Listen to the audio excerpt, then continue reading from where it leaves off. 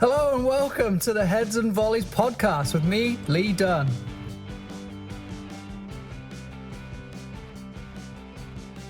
I'm excited to be back, getting going here. It's been a few weeks since I released the last episode and kind of moving into season 2 now and running the seasons pretty much in concurrence with what a regular coaching season looks like. So for me through the summer, it's been fairly busy with starting the A license with the US Soccer Federation and then kind of now moving forwards into this preseason. And that's kind of where today's episode's really going to pick up. And it's really about preparation. And I'm aware that people may already be into the start of their seasons. Many colleges are already back and working through their double days, or many youth soccer organizations start probably beginning to middle of August. So we're maybe a few weeks into August now, but it's still a really important aspect of preparing. And the very first episode I did was about how to prepare, and that was when I interviewed Joey. But now I'm really looking at what you do as an individual that you think is going to be most successful for you or set you up for the most success for your coming season.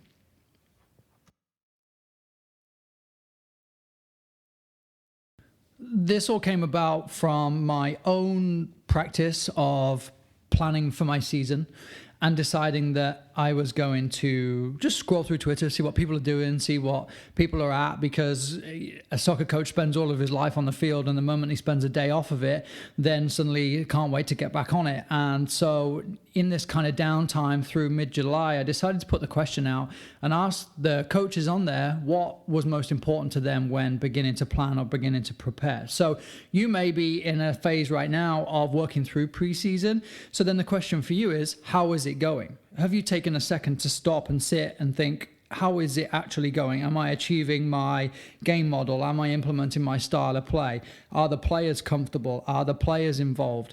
Then if you're about to start your preseason, now these are questions that I'm encouraging you to ask yourself. So when I asked the following on Twitter, I collated the responses and have been able to kind of split the responses into 3 themes. One of them is sitting on the fence, of course. Then one of them is all about the team and the individuals within the team, so things like getting to know players. And then on the other side, it's about the coach and the coach getting their style of play across. It's about them implementing their game model or their specifics that they're asking and expecting for the coming year or coming season. Now, I'm sure the coaches will happily argue that they would probably be sitting on the fence too and take as much pride in working with their players as they do with implementing their game model. However, I wanted to get their initial reaction. So if anybody asks you, what do you do to prepare? What's the biggest thing for you to prepare? Then that initial answer is exactly what I got, and that's exactly what I was looking for.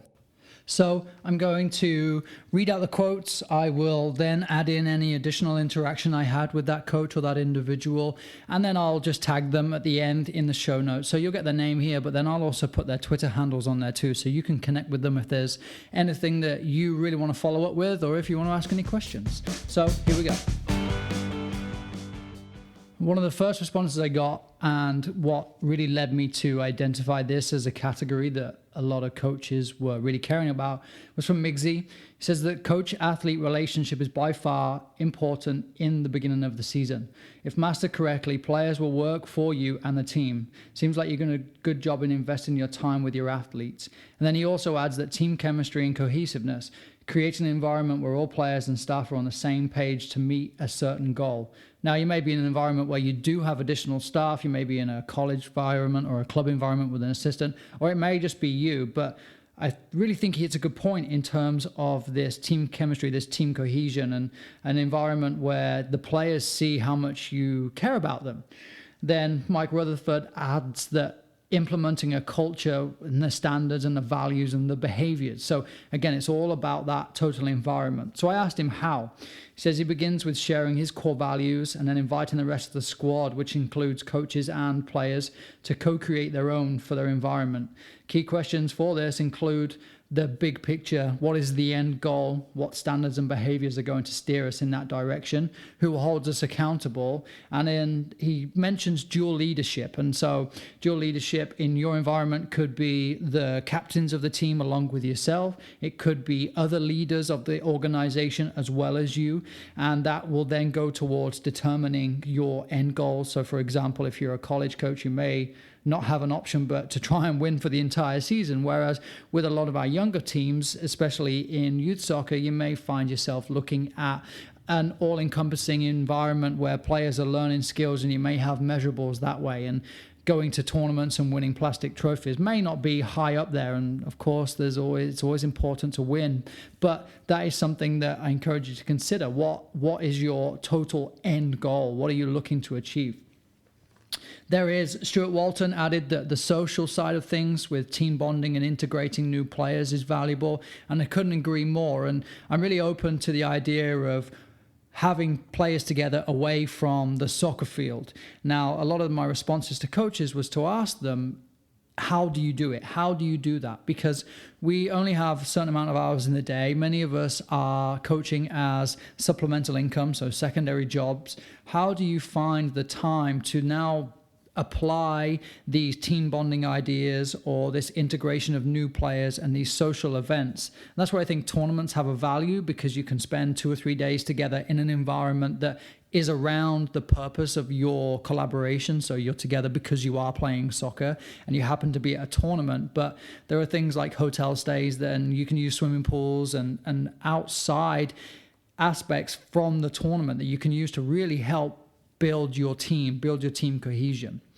Then Craig Alston mentions meeting every player individually, or at least surveying them, especially taking time or taking over a new team. If you have time to meet them and show you care, they are brought in so quick. And that kind of goes back to Mixie too, kind of showing that you care, showing that they're more than just a person who is playing a game for you. They're an athlete that you actually care about. I think that's a really important point too, because back to the time commitment, can you spend 20 minutes, 30 minutes meeting with every single player? And if you coach 2, 3, 4 teams, as I know some coaches do in this area in Northern California, how do you commit to spending that much time with every single player? And then once you do it once, do you continue to do it through the season? Are you able to do a pre and post season? Now, surveying them, I kind of went back and forth with Craig on this a little bit, and mentioning that simply analyzing players through preseason scrimmages and things like that will really help you to get an idea of who this individual is, and you can begin to ask questions and get to know them over a period of time. And it's not necessarily that a meeting with your player is a be-all and end-all, but I know from my own experience of actually sitting down and talking with an individual, it means so much. Now, just find a way to apply that to 30 plus players if you're in an environment where you have more than one team. Jason Collinsworth, he mentioned that it's not so much about coach center, but learning as much about each player as possible.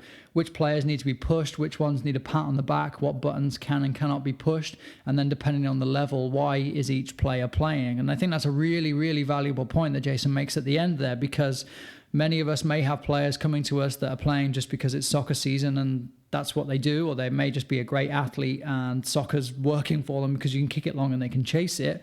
But is there a player that's genuinely playing because they really want to be a professional, or they think that that is their life and that's where they're heading towards? Maybe college is where they want to end up, but maybe soccer is perhaps the vehicle for them to get into college. And that's a realistic aspect for a lot of youth players, that their way into college is through a sports scholarship, and soccer is their chosen sport. So that's kind of why they're playing. So it's really important to know that. And how do you find out? You ask your player. And as Jason says, it's not so much about being coach-centered, but you take the time to consider who your players are. That is really going to help you perhaps achieve so much more when you know the player that you're asking to do something, whether it's difficult or whether it's easy. You know what type of reaction you're going to get from them, because they may not care about soccer and their mum's making them do it. So you're going to ask them to play on the wing of a 3-5-2 and get up and down the field. They're probably going to give up pretty easy when the going gets tough, because they just don't care to apply themselves to something that they just don't maybe care about as much as you care about, or as much as the kid that wants to go to college and go into the pros. So really understanding your environment and really understanding your players. And I really like Clay DeVoe's comment where he said that his personal goal, so he set something for himself, but this is really going to benefit the team. And he said his personal goal is to be a better man manager. He says he hopes that his steps pay off in showing the players that he cares about them beyond what they produce on the field. And of course, as I mentioned, the real benefit to that is that the players are going to respect you back in the same way that you respect them. If you just turn up on the field and they're just turning up to play, then they just expect you to turn up and coach. And there's no real cohesion. There's no real buy-in from either side. One of those things where you walk away from the field, your team's just lost, and you just kind of shrug it off, when in reality, if you're fully committed and your players are also fully committed to you, this is the process that, you may not have lost because you might have got another level of play out of your team, but it's also something that you care about as a collaboration. So now there is a genuine interest in improving.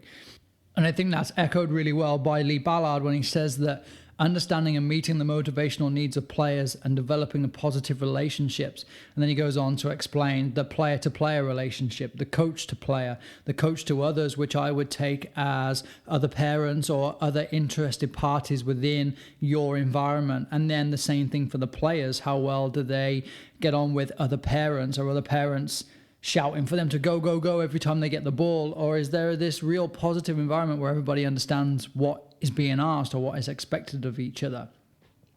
Ryan Thomas added that understanding and appreciating that our actions and reactions to the typical ebbs and flows of the season are influenced by our relationships to those others. A real need to empathize with all stakeholders to create a positive environment and not just players. And that, I think, is super valuable. I talked about parents many times, and I feel like they're fully justified in a lot of their reactions.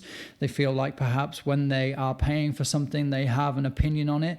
But if you create an environment that is all-encompassing, and it is, as Ryan says, about the reactions to the ebbs and flows, if you have a strong relationship and a strong environment with your players and with all of the stakeholders, such as parents, then a knee-jerk reaction to a loss is not going to happen. You are going to stay the course. You're going to stay with your game model. You're going to stay with your development plan, especially within the environments that I'm typically referencing here with youth soccer clubs.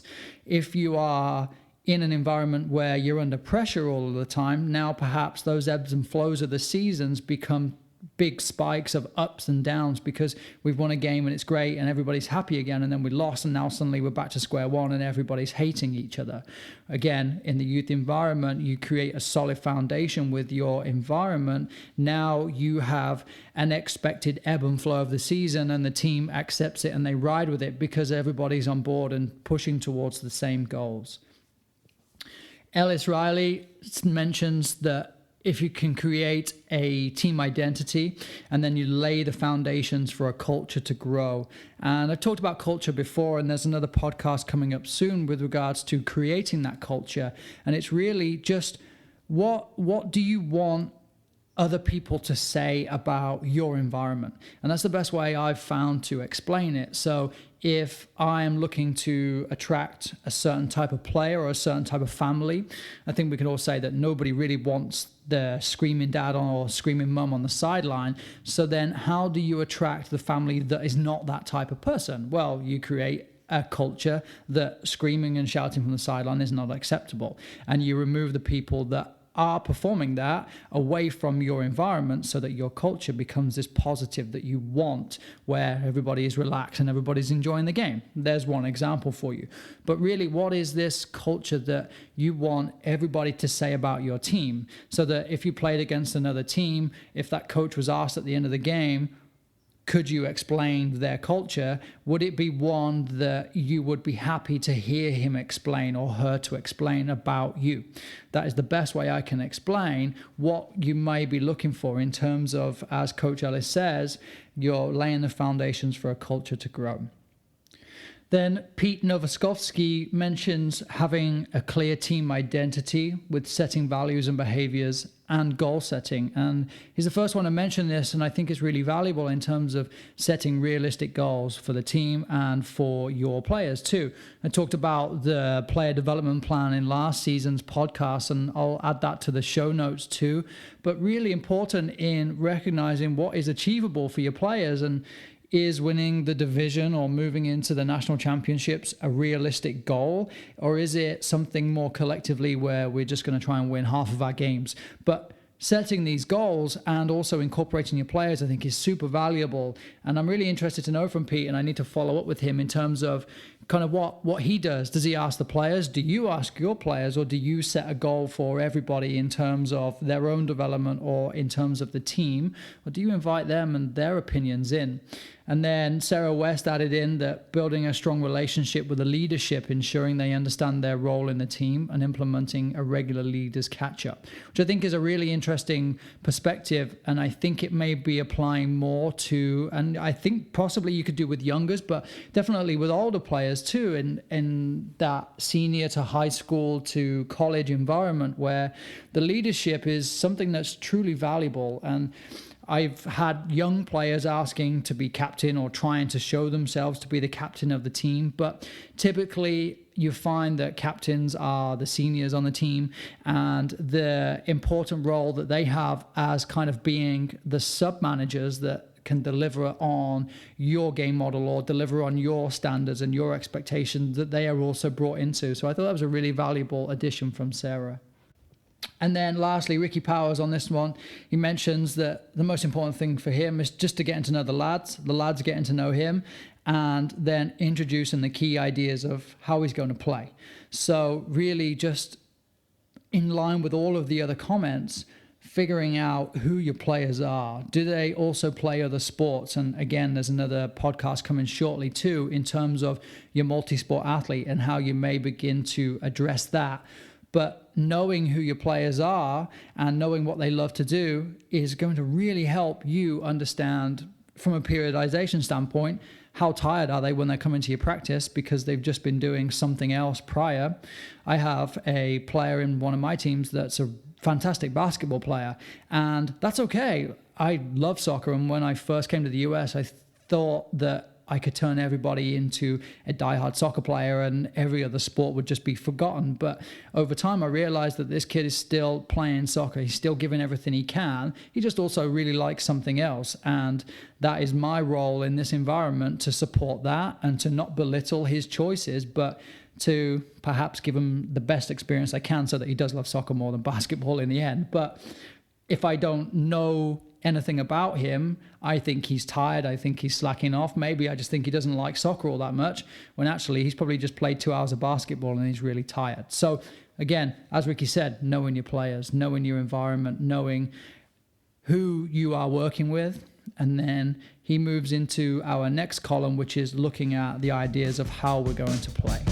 I'm going to call the previous section of comments the player-centered comments, and I think the coaches in that may be happy with that, they may not be, and the coaches coming up may feel like they are building what I would call the performance-centered comments, and they may feel like performance-centered is of the benefit for the players because they understand they may have more success in the season because they understand a certain way to play. But I called it player-centered because it was really about the individual player, and there was very little around the actual performance of the game. And there's many schools of thought in terms of this holistic development and developing the whole player. So when you consider looking at developing an individual as a soccer player, yeah, sure, I think where we're heading right now in terms of this performance-centered comment, that is super valuable, but also we can work on that player as an individual too.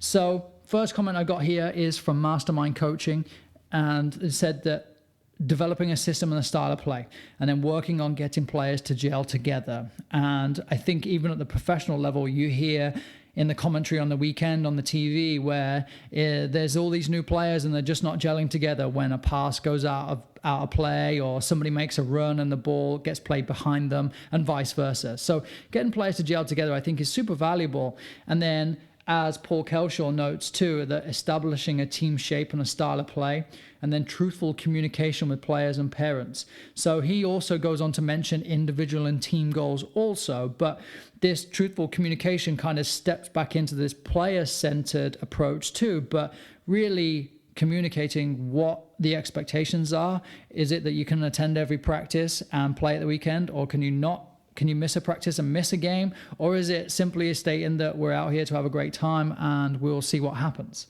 Then, really importantly, of course, and this is why it's in this section, is this team shape and style of play. Nothing worse than, and you still hear it on commentary on TV too, that the players don't look like they know what they're doing. So if that happens at the professional level, you're pretty sure it's going to be happening in our regular recreational and competitive soccer programming. So really establishing that from Paul, I think, is super valuable. I've got an interesting one from Igor, and I put it in because I think it's super valuable, and he notes winning all friendlies.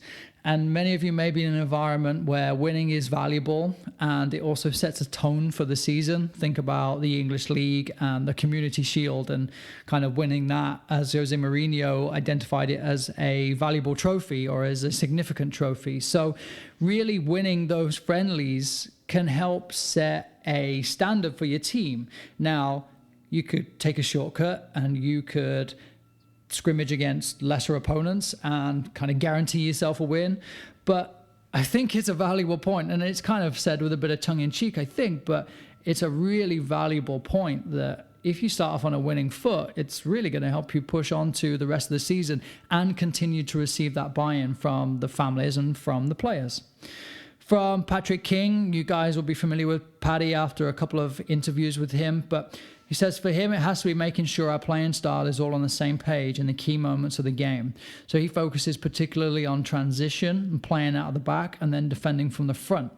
Most of the pattern play or choreography he will do over the season will occur in the next few weeks or in terms of the pre-season. So he really sets his stall out as to this is how we're going to play, this is why we're going to do what we do, and we're going to practice it till we get it right.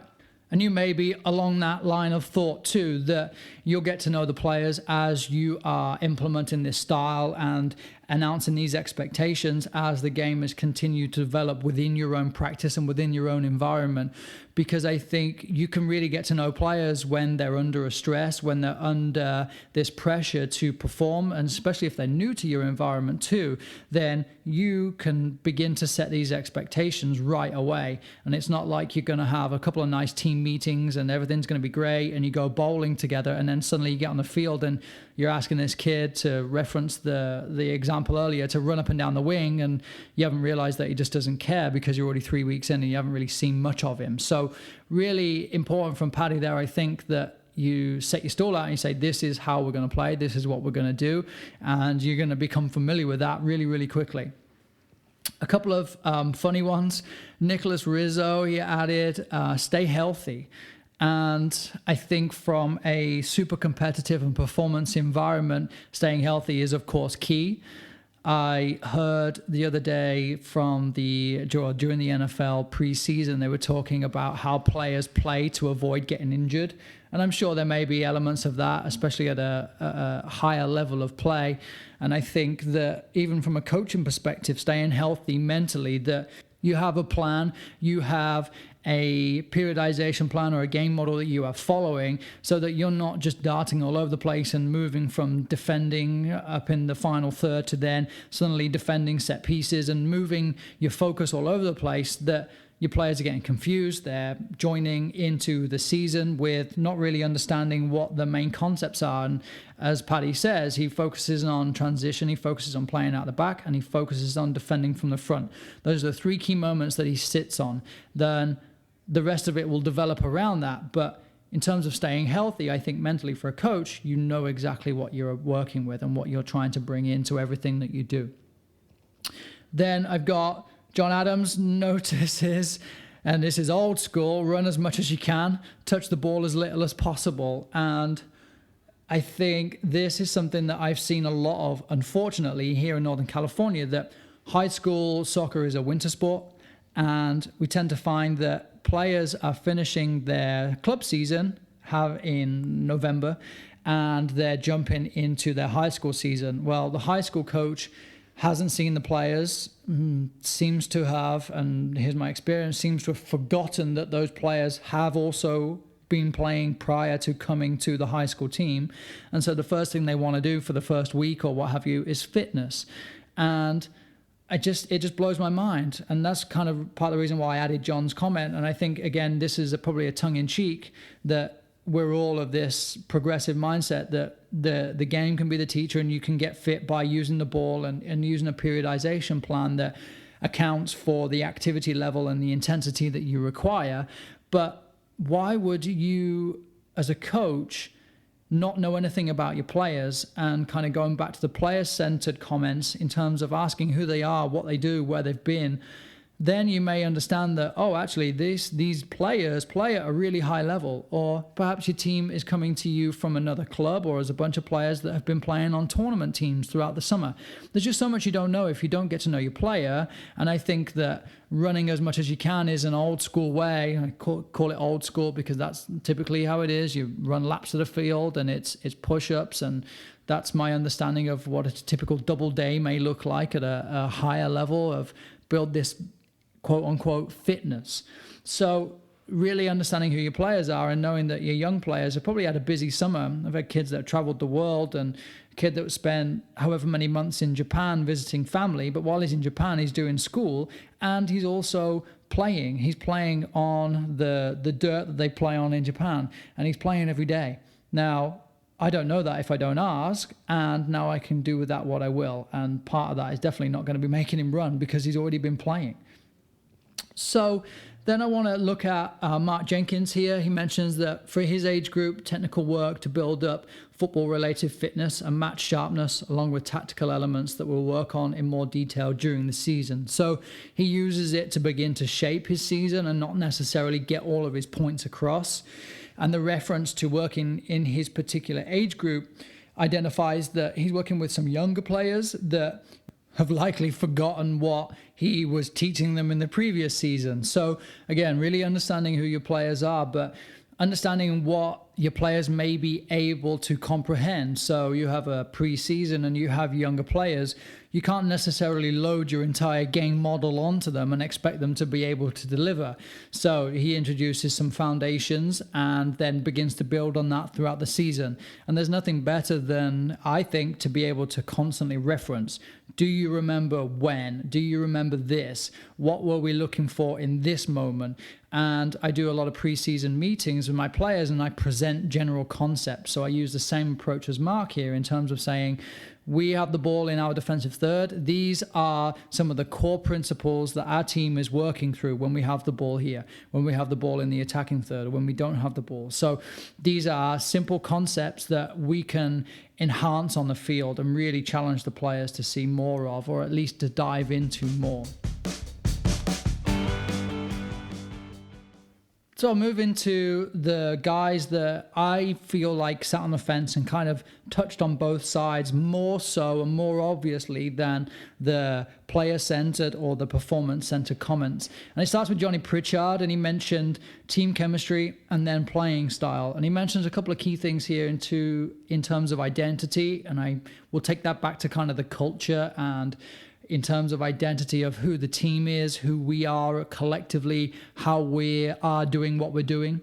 And then also he talks about squad DNA. So you will identify leaders, you'll identify the maybe the core groups within your team. So I have 4 or 5 players in one team that all go to school together. And you can guarantee that when I say get into pairs or get into 4s, those are the 4s that are getting together. So from the very simple level of what's the DNA of the squad like to, in terms of the bigger picture, what are we trying to achieve here? What is our team chemistry like, and how do we get it right? And how does that then impact on the field? So I think that's a really valuable thing from Johnny here. And so then I asked him, who does all of this? Does he do all of it? Does he have staff? So how are you implementing all of this? And he simply mentions that if he has plenty of fun sessions with an emphasis on team games, it's just important. And then he also gives players the power to design their own practices. So it's a really interesting perspective that take the performance coach-centered comments in terms of implementing a specific style and implementing the game model, I don't know if any of those coaches would be open to allowing their players to deliver a practice then, or designing their own practice, unless it's along the lines. But again, that's something that as a coach, if you're trying to set a standard for your players where you are expecting them to achieve X, Y, and Z, I'm not sure a coach would let go of that power. Maybe they will, maybe they won't. Maybe Johnny does. But then the idea of fun sessions and a team emphasis. So you're building competition, but you're building competition within the squad overall. So it's green versus orange. And I do this a lot where it's mini games, 4v4s, 8v8, whatever the focus is.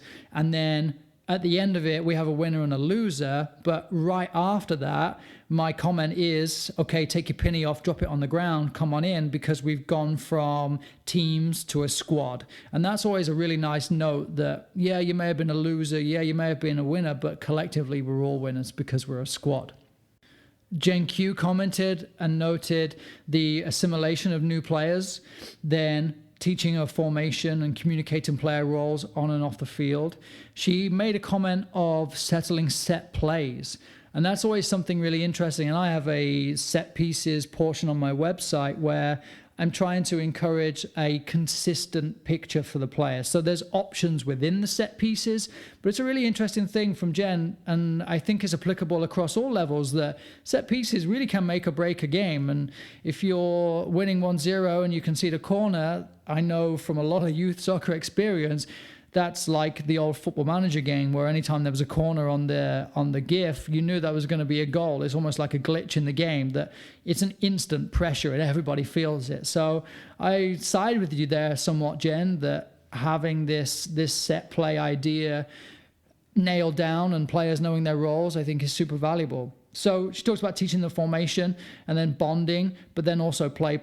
So I agree with you also there. The more you play, the better, the more your players are going to become familiar with each other, the more they're going to move through the phases of team development. So when you're forming, then everybody's kind of nice and everybody gets on with it. But the more you play, the more they're going to go through this kind of storming stage and begin to question each other and begin to call each other out. Now, if we can get through all of that in our pre-season, now we're looking pretty nice for the start of the season because we've got a lot of our issues out of the way. We've been able to identify those player roles on and off, as Jen says. And then we've been able to identify this solid game model, as Paddy said, and as others have said, in terms of our style of play and what our team is looking to achieve when we're playing.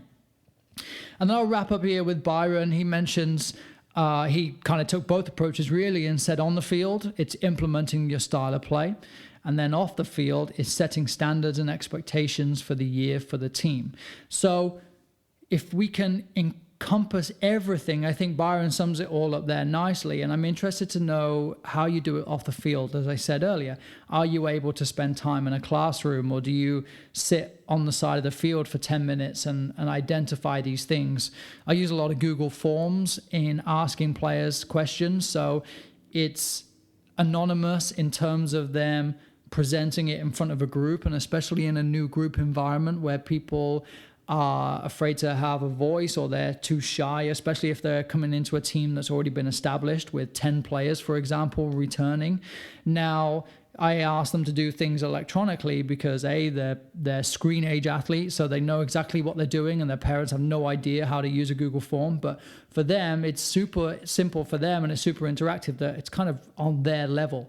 So I think off the field, there's lots of ways you can look to develop this. And a lot of mention from Byron here kind of sums everything up in terms of the performance environment, is this style of play. And we can look to a style of play, but if you're missing the foundations of your game model, then a style of play is nice, but then it almost becomes a buzzword. So you're looking at things like the Gegenpress or Tiki-Taka or whatever the next super popular trend of a style of play is. But if you're missing the foundations underneath it of what your game model is, of what you're trying to achieve in all of the thirds of the field and in all of the moments of the game, then your style of play kind of is rendered irrelevant. And I've played against plenty of teams that just decide that they're going to try and win the ball back in 6 seconds because that's what Pep did super well. Well, that's great if you win the ball back in 6 seconds, but if you don't, what do you fall back on? Because that's a wonderful style of play for that moment, but then what? And that's really where I think the game model is super valuable. So really identifying your whole picture and knowing exactly what you're asking of your players in all of the moments. So again, returning to that game model. And you can find more information on my website for that too.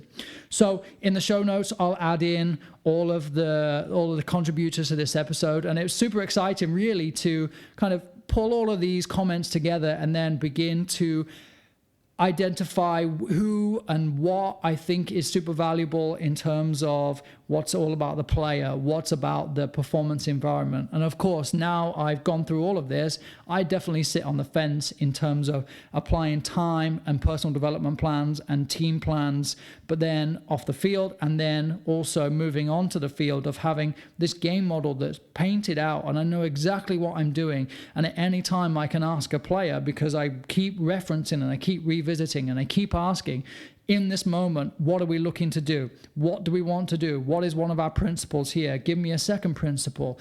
And it's a constant. We look for the same thing. So we get a scrimmage under our belts. I'm able to clip the footage from the game, and then I can send it to the players relative to what we've been working on in our periodization plan for the previous 2 or 3 weeks. This is what we've worked on. How did we do? And again, part of that off the field comes into a team meeting, and then also, again, using Google Forms, because players can use it. It's simple for them. So I really hope that you've taken something away from this. Please share it out there. Please subscribe. Leave me a rating on Apple Podcasts or wherever you're listening to this. I'd really appreciate that. Give me a retweet on this too. And I will be putting more material out there. I have things like the hashtag practice coaching going on. Whenever I get some footage from a game, I love to share it out and encourage people to share what they would do in that moment. So identify what they're seeing and then identify how they would begin to address it.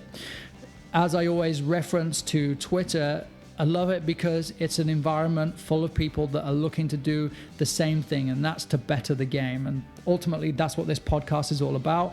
The contributors have freely given their information and freely given their own personal thoughts, and I've kind of categorized them as performance or as player-centered, and maybe they mind, maybe they don't. But this is the world of soccer. It's a complete crapshoot really as to how you do it. There's no right or wrong answer, but hopefully from here you've got a couple of more ideas that you can begin to collaborate and either start your season off on a flyer or maybe just retweak the start of your season and perhaps change something a little bit more. So maybe now's the time to get together with your players if you haven't already done that.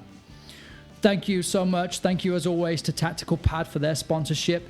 You follow me on Instagram or on Twitter. It's at Lee Dunn Soccer on all of them. You'll see me using those GIFs. I've recently just got a new VO camera, VEO, so you can find them at VO Share Sport. And follow that footage. It's brilliant. So I'm using the GIF and then tying it into moments of the game, and then I'm sending it to my players. This is kind of part of my promise to the players in the preseason that I will give them the best opportunities to succeed this season, and part of that comes down to the quality of the material that I can use and provide to them. So a huge thank you to Tactical Pad and a huge thank you to VO also. More material always coming from Heads and Volleys and from me at Lee Dunn Soccer, coming soon.